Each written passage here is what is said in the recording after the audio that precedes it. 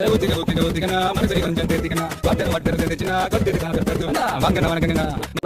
மற்றும் ஆயத்திருவைத்துறை மதுவிலக்குத்துறை தான். அது மதுவை ப்ரொமோட் பண்ற துறை கிடையாது. நல்லா புரிஞ்சுக்க. டாஸ்மாக் வச்சு மதுவை ப்ரொமோட் பண்ற துறை, மது விற்பனை துறைலாம் வச்சுக்கலாமே.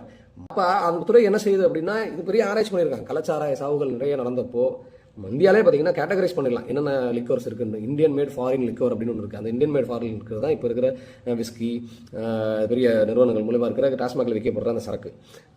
அது போக பார்த்தீங்கன்னா இல்லிசிட் பிரியூ ஒன்று இருக்குது, நார்மல் பிரியூ. இல்லிசிட் பிரியூனா கள்ளச்சாராயம், அனுமதி இல்லாமல் அவனா காய்ச்சறது.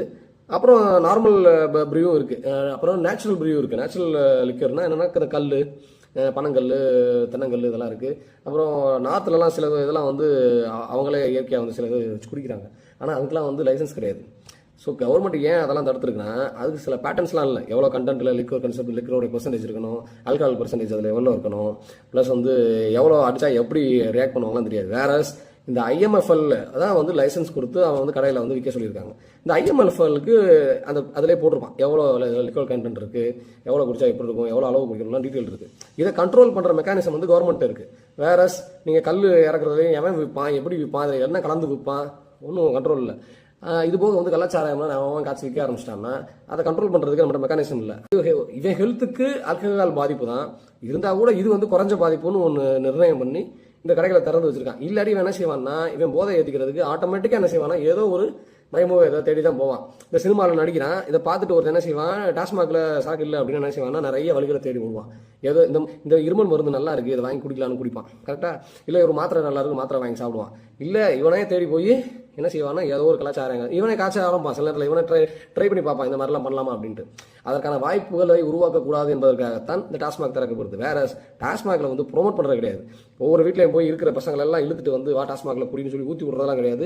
எந்த தகப்பனும் அது பண்ண போகிறது கிடையாது, யாரும் பண்ண போகிறது கிடையாது. பண்ணுறது யார் அப்படின்னா, எல்லா சினிமாலையும் எல்லா சீன்லையும் பண்ணது விஜய். இவ்வளோ நாள் விஜய் பண்ணார்ல, அதுக்கு எதனா ஒரு பிராயச்சித்தம் தரணும்ல, அட்லீஸ்ட் அந்த கில்ட்டினா இருக்கணும்ல. அதுவே இல்லாமல் தான் திருந்த வேண்டிய ஒன்றும் தான் திருந்தணும். இன்னைக்கு வரைக்கும் அவர் தண்ணி அடிக்கிறத நிப்பாட்டலாங்கிறது நமக்கு தெரியாது. சரி, அவருக்கு அந்த அருகதையும் இல்லை. இப்போ நம்ம அடுத்தவனுக்கு அட்வைஸ் பண்ணுற அறிவு அவருக்கு இல்லை, அது நமக்கு தெரியும். இருந்தாலும் அடுத்தவங்க மேலே பழிய போடுறாரு. இது வரைக்கும் இந்த இருந்த முதல்வர்களில் யாருக்குமே இந்த பழக்கம் இருக்கா இல்லையாங்கிறது யாருக்கும் தெரியாது. காமராஜருக்கு அந்த பழக்கம் இருக்குன்னு யாருன்னா தெரியுமா? இல்லை குடிச்சிருக்காருங்கிறது யாருன்னா ப்ரூவ் பண்ண முடியுமா? ஏன்னா அவர் குடித்தா இல்லை அவர் குடிக்கிற மாதிரி இவங்க வெளியில் தெரிஞ்சால் அது எப்படி ப்ரொமோ ஆகும்னு யாருக்கும் தெரியாது. அதுக்கடுத்து வந்து அண்ணாக்கு அந்த பழக்கம் இருக்குன்னு யாருக்கும் தெரியுமா? இல்லை கலைஞருக்கு இருக்கா, இல்லை எம்ஜிஆருக்கு இருக்கா, ஜெயலலிதா குடிச்சிருக்காங்களா? யாருக்குமே தெரியும். இன்னைக்கு வந்து எடப்பாடி முத கொண்டு யாருக்குமே தெரியாது. ஆனால் விஜய் குடிப்பாரா இல்லையாங்கிறது அவனுடைய கடைக்கோடி கூட தெரியும்.